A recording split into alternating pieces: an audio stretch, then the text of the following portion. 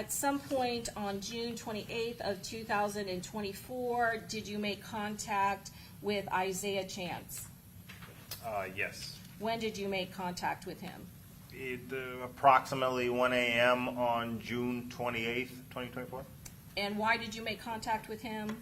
to attempt an interview Where did you make contact with him? at the Jacksonville Sheriff's Office Police Department headquarters in their downtown area. And where was Isaiah Chance living at the time when this homicide occurred? In Jacksonville. Another person living in Jacksonville, Florida, is that correct? Correct.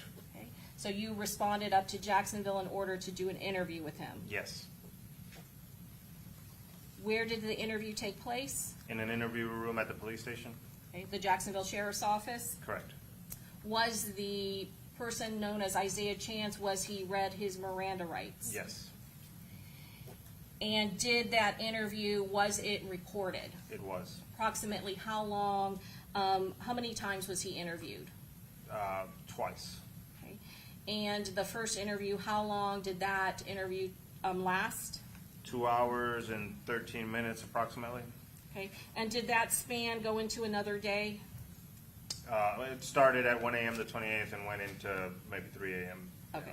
Oh, all on the 28th, is that Yeah, correct? that's all in the early morning You had hours. responded on the 27th, but the interview actually occurred in the early morning hours? Correct. So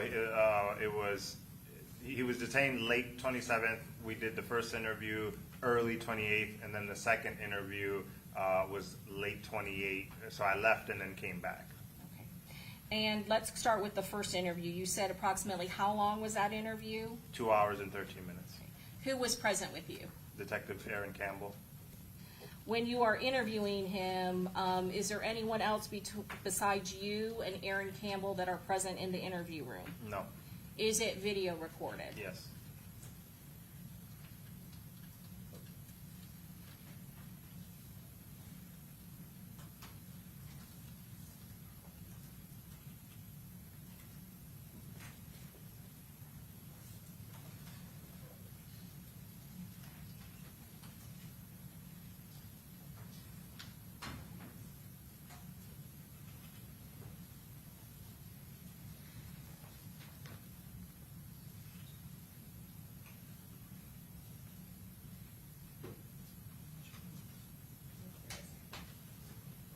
And at this time, we would introduce into evidence States Exhibit 120A through E. And Mr. Petratus, can I show you this? You've seen it before, but I want to make sure.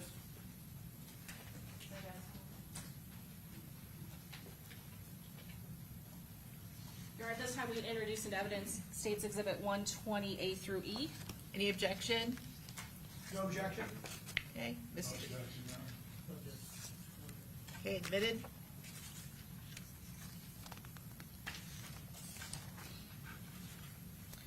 Detective, I'm going to show you States 120A.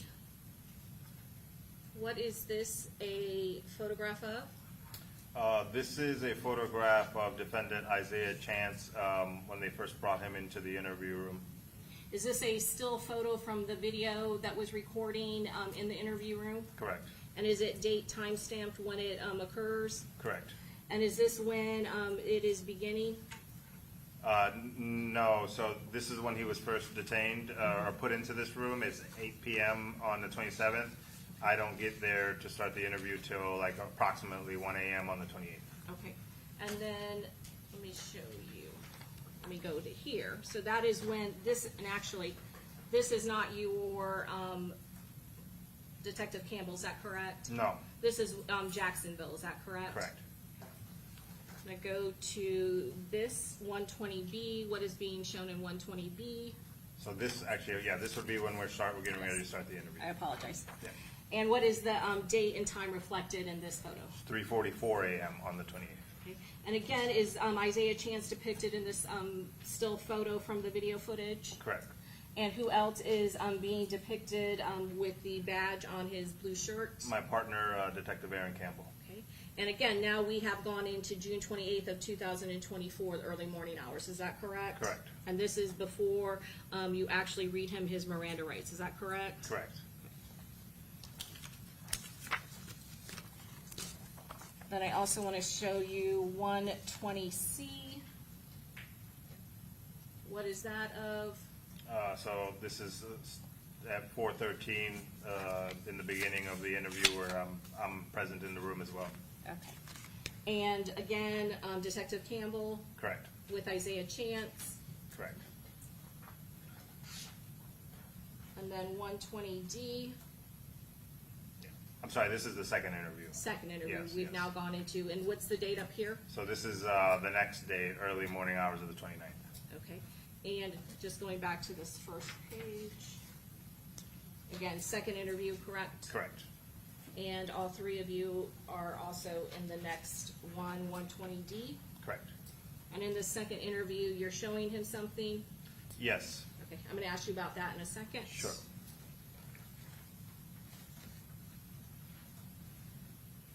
And then 120E. Yeah, this is, that interview was a lot shorter. This is towards the end of the second interview.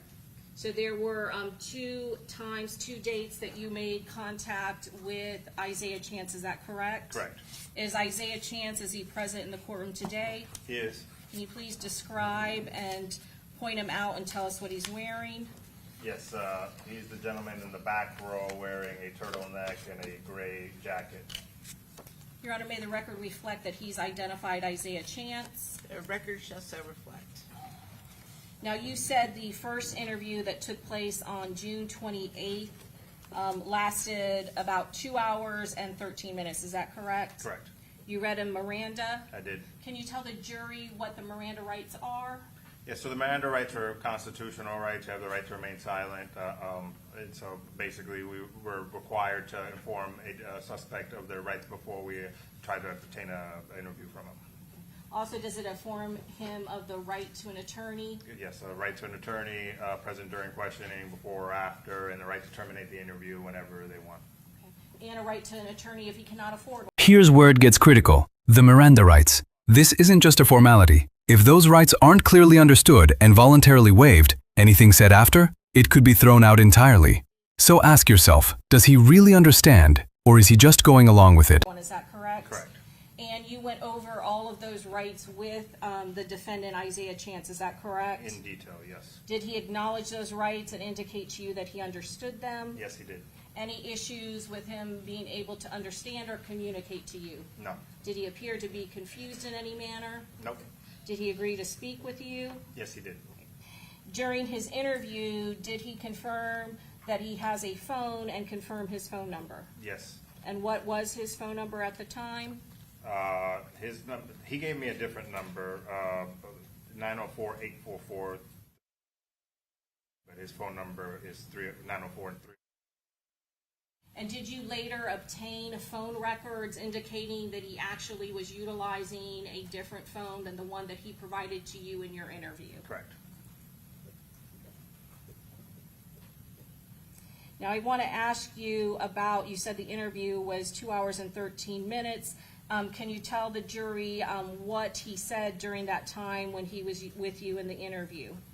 Yeah, so basically, the defendant Isaiah Chance admitted that he was in Tampa during the weekend of the homicide.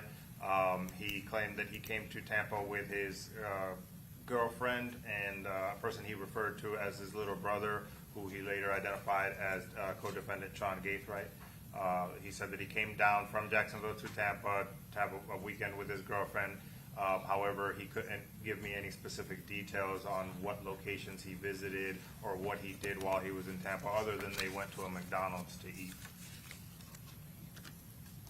And that's basically the gist of the entire interview, admitting to being in Tampa, denying any involvement, or unable to really give me an alibi.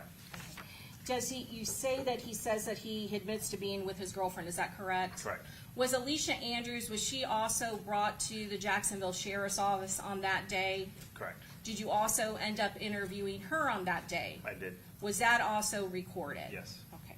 So she was at the Jacksonville Sheriff's Office at the same time as the defendant Isaiah Chance, is that correct? I can't recall if it was the exact same time, but it was in close proximity. Your interviews, correct? Yes. Now, when he says he is admitting to being in Tampa with his girlfriend, is he referring to Alicia Andrews? Yes, he is.